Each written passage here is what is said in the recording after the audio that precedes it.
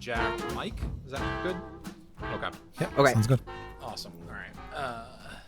Hello and welcome to Behind Locked Doors, a podcast where sometimes there are planes overhead, and I wonder if you can hear that. Anyway, I'm outside today. I am Scott Paladin, outside boy. I am making a horny werewolf audio drama called It Takes a Wolf. Hello, I'm Sam Stark. I'm working on As in West, a spinoff of Unspeakable Distance, and another unnamed project because I can't do only two things at once. Okay, well, you're going to have to expound on that in a Yeah. second. But Okay. in the meantime, I'm Jack. Hi, I'm also working on As in West, a spinoff of Unspeakable Distance. I don't have anything else to say about myself. Okay. And I'm Mike, aka Interiority, and I'm incredibly interested about what Sam's got, like secret-wise. Mm-hmm. Oh my! But I'm also working on my own stuff, including my own audio drama called Sundered. Awesome. Okay, so let's do check-ins, and then we're gonna check in specifically with Sam. So, oh my god. I think last week I said that I wanted to move ahead, like to jump forward to the part that made me hoot and holler to get over the hump I was going. Which worked a treat because after like struggling to get like a couple thousand words over the course of like 2 months, I wrote like $4,000 in 2 weeks and finished that episode. Hey. Yeah, well done. Yeah. So That was impressive to see. That was Yes. We'd also been talking a lot about like work setups and stuff, and so I just threw money at the problem and I bought the laptop I'm recording on now, so I can like move around and go in different places and write in bed and stuff, and I think that also made a big difference. So Hell yeah. yes, I feel good. All right, Fantastic. Mike. All right. I've had like 2 weeks of essentially kind of racing to the finish line to get my first chunk of my scripts done for my show for Sundered. Did that, got that sent off, and then like complete fatigue spiral, just fell face first onto a couch and didn't really move for 2 weeks. I've done a little bit of work here and there, but like nothing significant. I've just been kind of waiting for my reader basically to get back to me, and they took 2 weeks to do so. I got the response back this morning. So Oh my god. so finally it's done. Feedback good. It's like Cool. like not really anything in terms of revisions and stuff. So it is now being sent out to various other people that I want to work with, and hopefully ball is rolling. So we'll Cool. see. Yeah. So exciting. Amazing. Awesome. Okay, Jack. Hi. I'm still like dealing with grandma medical stuff, so I didn't get like as far as I wished that I had this week, but I'm like probably 85% drafted through the second half of the pilot. Nice. Hopefully, I'm crossing my Yay. fingers. That's good though. Sam. Yeah, that's good. Yeah, that this coming week I'll have something that you can actually look at with your eyeballs. Yay. Cool. All right. Yay. All right, Sam.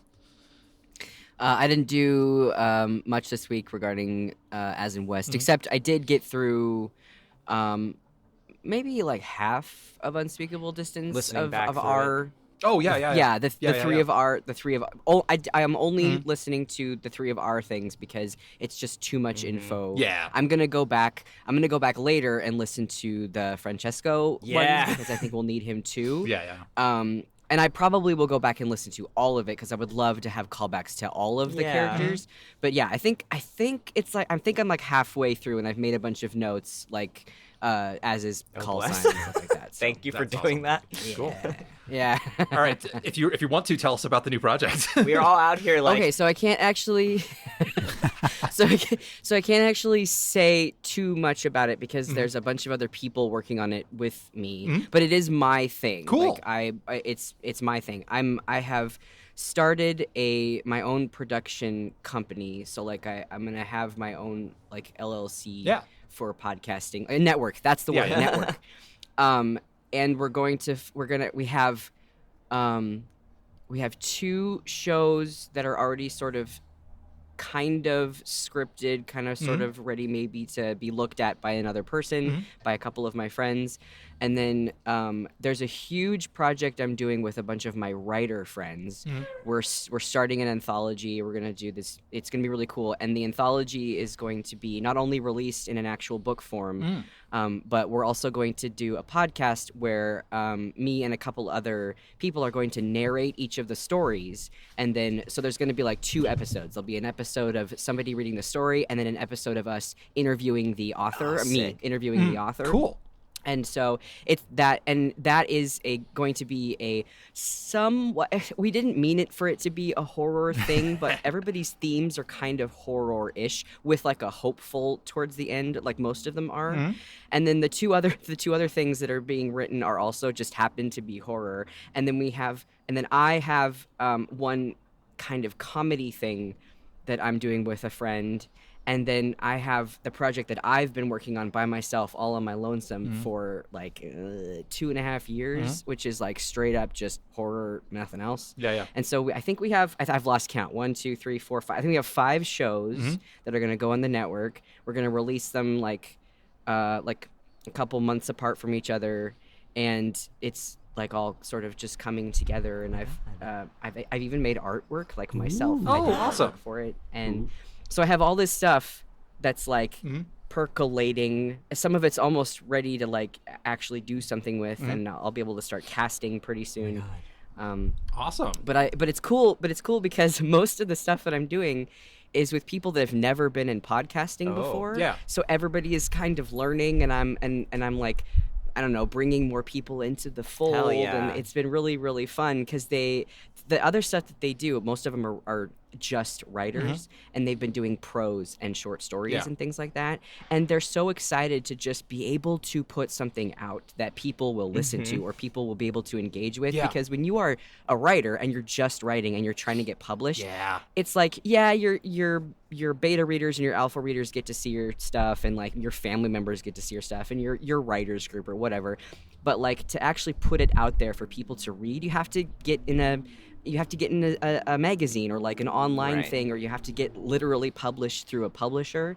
And so your stuff doesn't get seen very often. So they're all just sort of like, people are gonna hear my stuff that I wrote, and so they're all so excited. And I'm so happy that I've been able to like, help people sort of, see their work get seen. And so I'm just super, super happy about that. And I realized that I didn't really tell you guys anything about specific, but I will be able to give you guys specifics probably in like July. That was, but that, I mean, like, you've given us a lot of information nonetheless. You weren't being specific, but that's true. like there was a lot to say. Yeah. So that's cool. Awesome. It's a lot of things. Yeah. I'm happy. Congrats. That's awesome. Yeah. Thanks. That's so cool. Okay, wait. Do you have a name for the network that you could share, or is that still? Okay, so it's called Llama Pen Productions, Of course. I should have guessed. and the artwork is kind of very wholesome-y, cartoony, and it's like a llama kind of close up behind a fence, and then there's another llama kind of in the background. It's very, very cutesy, very wholesome. But if you like give it a second look, they're both zombie llamas. So Awesome. Oh, good. Okay, That's that's it. great. God bless. I love that. That's so cool. Okay, so I for rather than having a discussion about in general, I need y'all's help. There's more dog hair. There's always dog hair. How? I need y'all's help because I am starting my next episode, and I have 2 directions that I could go, and I want input from y'all. So is that cool if I pitch y'all my 2 different versions? Yes, of the please, next go. episode? Please. Okay, cool.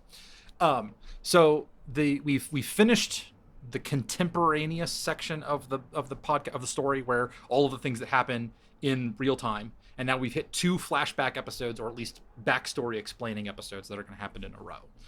The first one that I'm going to do is for our protagonist. So the overall, this is specific spoilers now. We always have a spoilers warning on these stuff, but like this is specific stuff. So we have our main protagonist, who is he's got the female lead, who they are, sort of will they, won't they. They've had their big fight, and now it is time for him to reveal to her who he actually is and to tell his backstory, and thus also reveal it to the audience. I long ago decided that this was going to be done in flashback form. So we're going to have an entire episode explaining his backstory, like showing it, rather than him just sitting there talking and explaining. Excellent. So Good choice. So I have two options for how I'm going to handle that.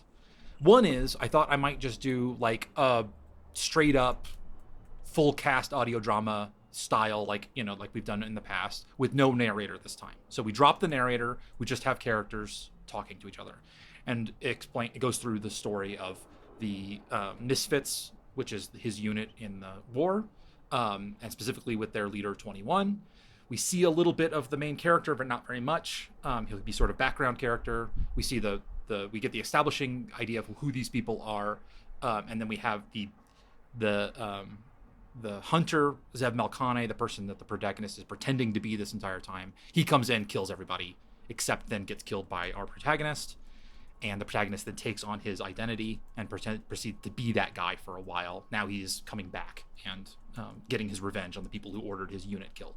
So that's a fairly straightforward way to do it, where it's just like, we're just going to present this as if it was an episode of television. We're just going to start it out and let the audience figure it out.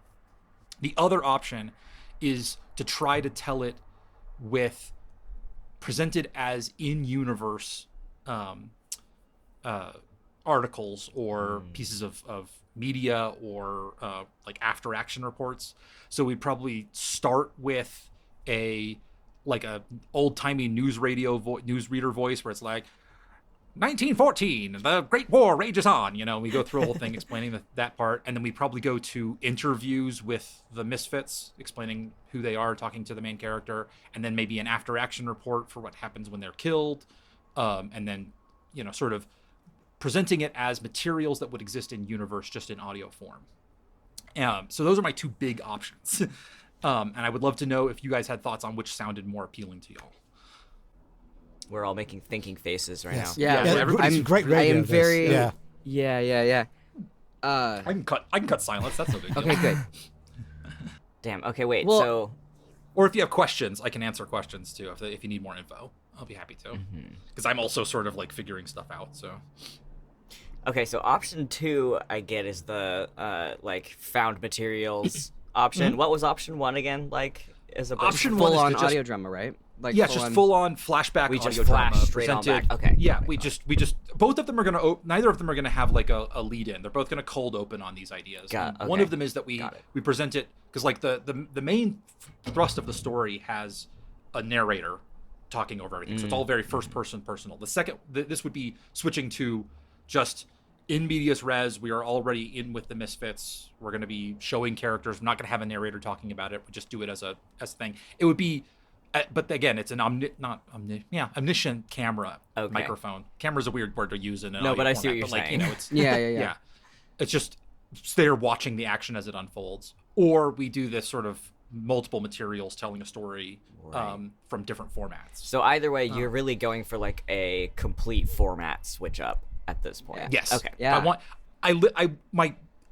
One of my hopes is that we end up episode 6, and then episode 7 comes out next week, and at least some people will be like, did they switch podcasts? Yeah. What's going Wait, on? where are there we? should What's be happening? a moment. There should be a degree of, oh, I figured this out. Oh, wait, they mentioned the Misfits earlier. Oh, they mentioned 21 earlier. Oh, this is part of the same universe. Oh, there's werewolves. Okay, and then sort of figure out, oh, we're in the past. And then eventually we're like, oh, that character in the background there, that's my that's guy. our protagonist. And that's our guy. And then we get the reveal of who he is. Oh, that's so sick. Yeah. That's the plan. Both ideas use that format. I'm just trying to come at them from different ways to present that idea. Do you have anywhere else in this entire podcast? Do you have other flashbacks, or is this the sole flashback thing? That's the question. The answer to that question is that I don't know what episode 8 looks like yet, and it might also have but flashbacks. you don't already have a flashback format. Okay, prior to that. That's the biggest thing I was thinking about, because you don't want to confuse the audience by having a flashback done this way, and then in this new section it's done a different way, because flashbacks are already so hard to do, because you got to get your audience on board with switching timelines and stuff. And you can't throw a title card 10 years early. Exactly. Yeah. I am a huge sucker, and I'm trying to not be super biased, but I'm a huge sucker for the found audio format, especially since you can really, really hit hard with that kind of stuff, because there's a thing that I think it's who does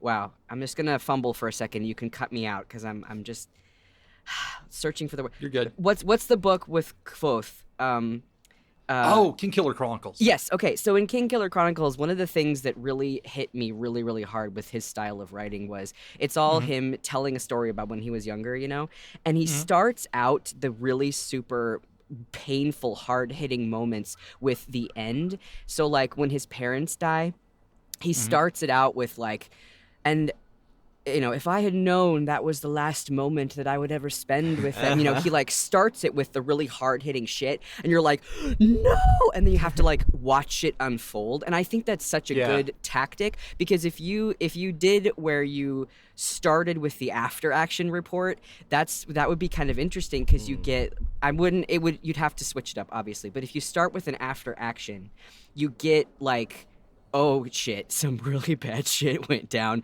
and then you can go back and kind of tell it how it went, and then that would also really kind of just drop the audience in. This is a flashback, this is like some shit that went down, and then you could go into interviews. You could even like go back and forth, but that's the kind of style that I really love, is that found footage, quote unquote, thing. But that's just kind of my vote. Like that's kind of like what I like to hear and listen to.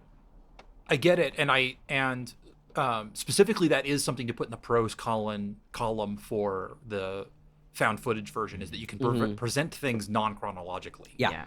And it's easier to provide the information that people will need to parse out what's going on, right? Like a flashing back. And I'm not saying you should do it like in the way that I just said. I'm just saying I like how you can, like you said, I like how you can switch up how exactly you tell the story, because you can just drop these pieces of information and really kind of get the audience like, oh, okay, we're here.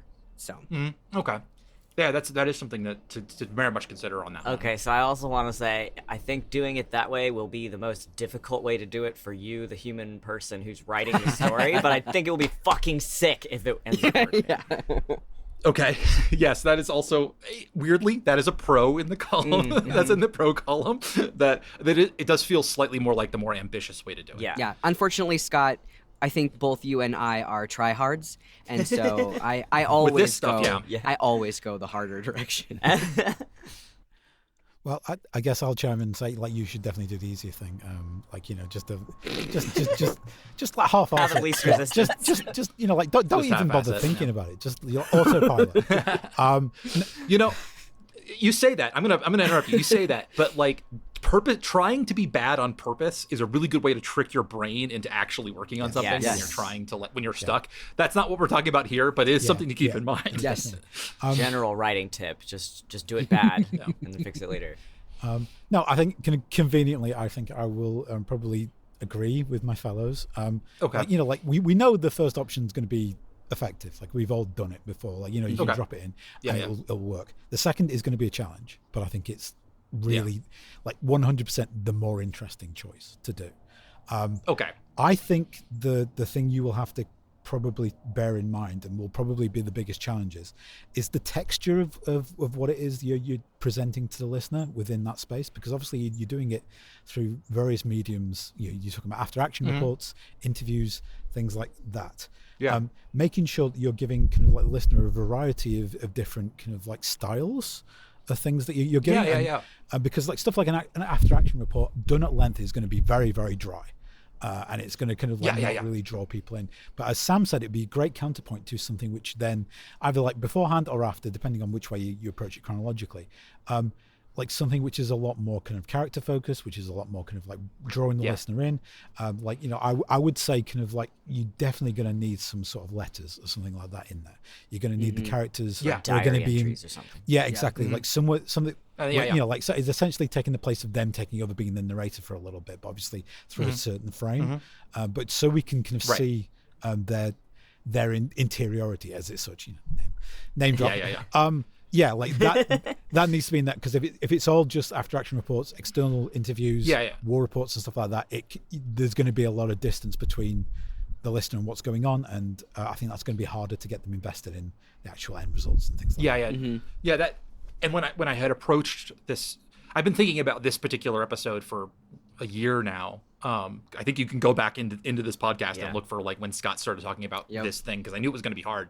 I had been thinking about diary entries, journals, letters home, stuff like that. And I've got versions of those in the swap file full of disregarded things. So I'm with you on that. You could go full Ken Burns with this. and kind of have yeah. people kind of like doing kind of like really kind of emotional readings of diary entries and letters and stuff over period appropriate music, which kind of like which you know keys in the listener immediately that this person is going to be declared dead by the end of this diary entry. Yes. You know? Oh yeah, for sure. It also and a thing that that has warded me off from option 1, which we kind of agree is kind of the easier version of it, except in one regard, is action on audio drama is so difficult to get right. Yeah. When you have a scene, and because the sort of climax of this episode is that, you know, this one particular dude comes in and kills a bunch of people and then gets killed himself by one of them. That is not an easy thing to do with just audio. Yeah, that's not an easy thing to production do. difficulty for sure. Yeah, that's just a straight up thing hard. I can think, like, this is slightly off topic, but this is one of the reasons why horror and audio drama work so well together, is because that ambiguity about exactly what you're hearing and what that's happening works in something like horror or thriller, stuff like that. When the emotion you're trying to evoke is scared, then like the lack of information is a bonus. But when you're trying to do just like straight action, if you're trying to do like a swashbuckling adventure or something like that, or a Western, like we did previously, like that ambiguity is now a hindrance. It now works against you. But that's something I can work around if I have the ability to suddenly switch to an after action report or to somebody describing to somebody else what had happened or something like that. This has been very clarifying because I had been feeling, oh, should I do the thing? And then hearing all three of you be like, oh, no, do that. Do that one. No, do that. It's like, okay, cool. That helps me. I have one more thing I want to get your input on. This I'm very, very unsure about because it could be considered a little bit mean to the audience. So to refresh people's memory, do it. I don't know. Let me hear what it is. It's not necessarily emotionally mean. That's the thing. This is why I need input. So because I'm looking for this the reveal. This is a thing I've thought about a lot. If I want to kill, as a darling, I need to kill, but I think it's really good. Where it's like you don't understand what's going on for a long time, and then towards the middle or end of the episode, you finally click and go, "Oh, this is the protagonist. This is what's happened. We're gonna start moving." Like I want that period of confusion where stuff is going on. But it's one of the ways that I could confuse people is that I can screw with voices and who's been cast with stuff. So up to this point, my voice will have always been the narrator and the beast, and I will be using this accent that you're hearing now. I've been working on it. It's going to be like a slightly lower, but it's going to be this voice. I could have me voice another character, and I'm thinking in a certain specific, it might be the sort of main character of the Misfits, and I could do a different voice. I could do Scott Pat, the Cowboy Classics voice or something like that, or I could throw myself in somewhere else. That would be an option as a red herring to anybody who's good with voices, and go, hey, there's Scott. I hear Scott in this There's a second Scott here somewhere. That must be the protagonist. That guy could be related somehow. That can be a really good red flag to throw at people. But that's the kind of thing that also is just a little bit mean to people who are looking out for it. It's like, I knew you were going to think that, and I've specifically thrown you off the trail. So I'm interested to hear what y'all, if you thought that's something I should keep in my back pocket or not, or if it seems a little too out there. I guess I'm confused a sure, little bit. Sure. So you are the beast, which is the inner narrator voice. Yeah.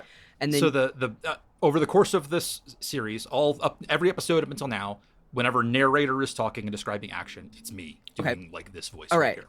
And then when the beast, when we switch places, the protagonist's external voice switches to the narrator, and I become the external voice, which and is the one talking in the universe. And I remember you saying that you wanted to maybe have the external voice be a trans voice. You were playing with that. That's something I'm really, really open to and very excited about the idea of that. I'm not married to it. We're going to see when we get to casting, but that's something that I'm really thinking about. Yeah. Okay, so if you potentially have a trans person playing the outside voice, you could play potentially with having that voice be different too. Okay. That's a really interesting option as well. Yeah, so you have your when you cast your person, it will depend on the person that you cast. But you could potentially have a before transition voice Whoa. as the because point. it's been a long time ago. Like this is like the Howling Commandos time period type thing. We're going. Yeah, it's like 10, 15 years. Yeah, older, going earlier, Captain America here. So like Yeah. you could have a pre-transition voice being the outer protagonist. And Yeah, then, that's really cool. And then then you have a God. different voice entirely, and then you could voice somebody else in the platoon or whatever. Yeah. And you could really fuck with the audience, but That would be with either with you there or without. I think that you that's another should. I option. think you should have a different voice because that would be very interesting. It would play That's a lot really into cool. a lot of the themes that you've been working on. Yeah. Well, and it does. If that also says something a lot about the protagonist that they internalized someone else's voice. Exactly. Like Yeah. if I play 21, who's sort of the mentor leader Yeah. figure, and then that character dies, and then you go back and you look and you're like, oh shit, 21's voice has been Yes. the whole point of this. Yes. And Oh like my that God. says a thing that's got some layers onto it, which is really interesting. I'm not like so it's there. Okay, so That's making me Y'all are emo. more- You should do that. okay, Yeah. okay, okay. All right, then.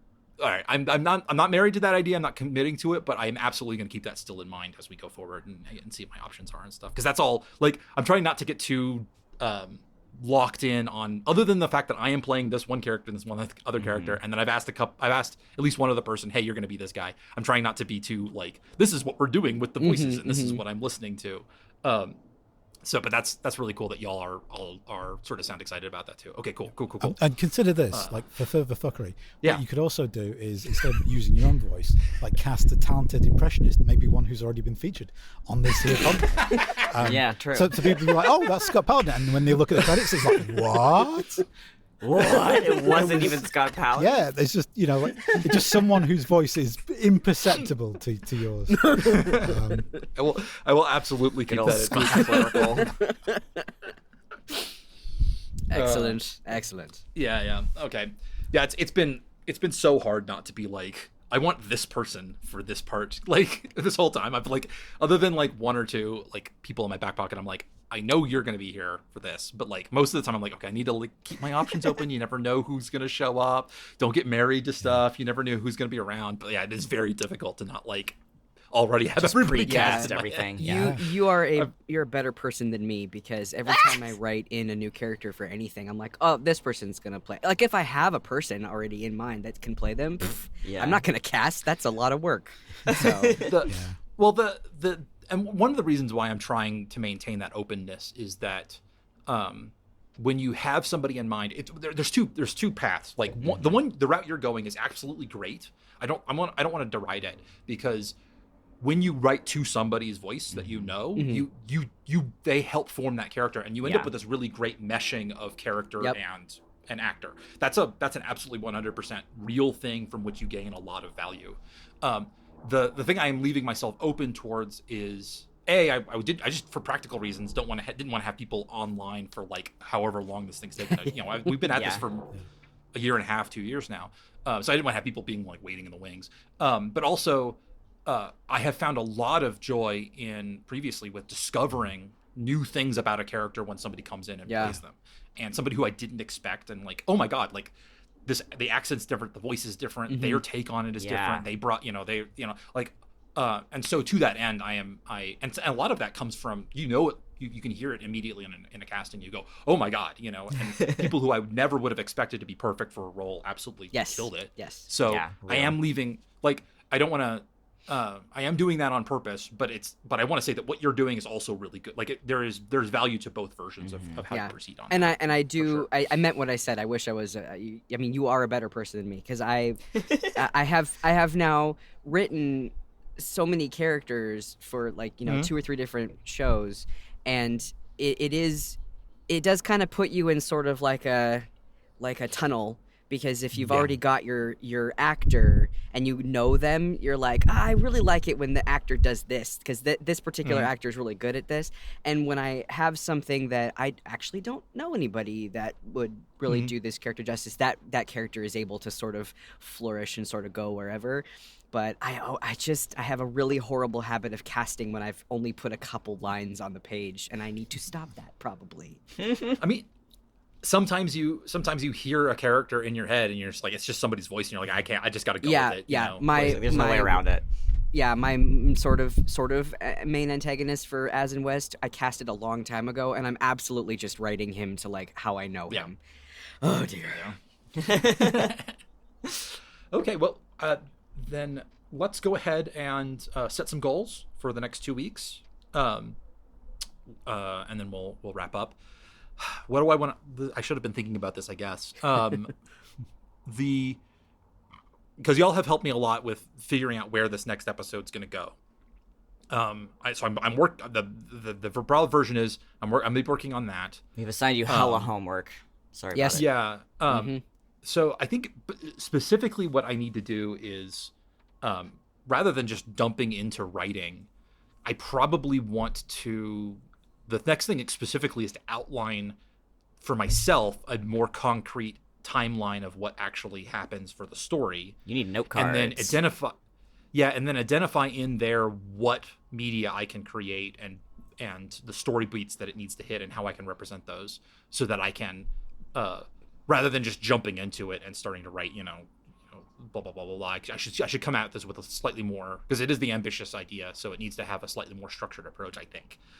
So yeah, that's my next goal, is to have a proper outline and to have identified. I don't even if I haven't gotten any actual writing done, if I've gotten the plan of what found media I'm going to be creating and what's to hit the particular story points that I need. That's my goal.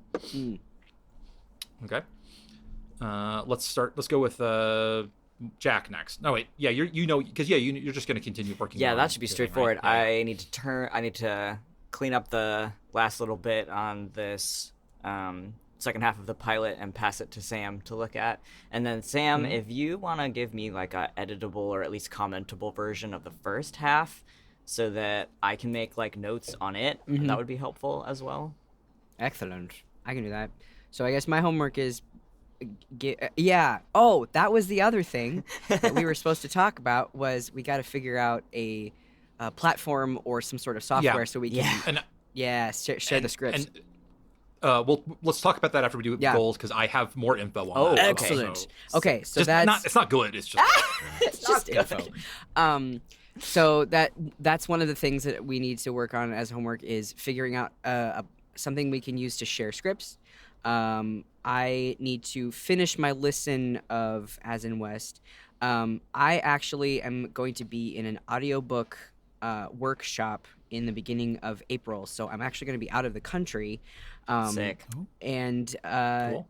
But I have a long plane ride, and so I've downloaded all of the episodes, so I'm actually going to save it for on the plane, so I can take notes when I'm on the plane, and it'll be nice. So the rest of the listen for As in West, the software, and actually relaxing for a little bit, because it's also a vacation. Yeah. That's my goals. Yeah.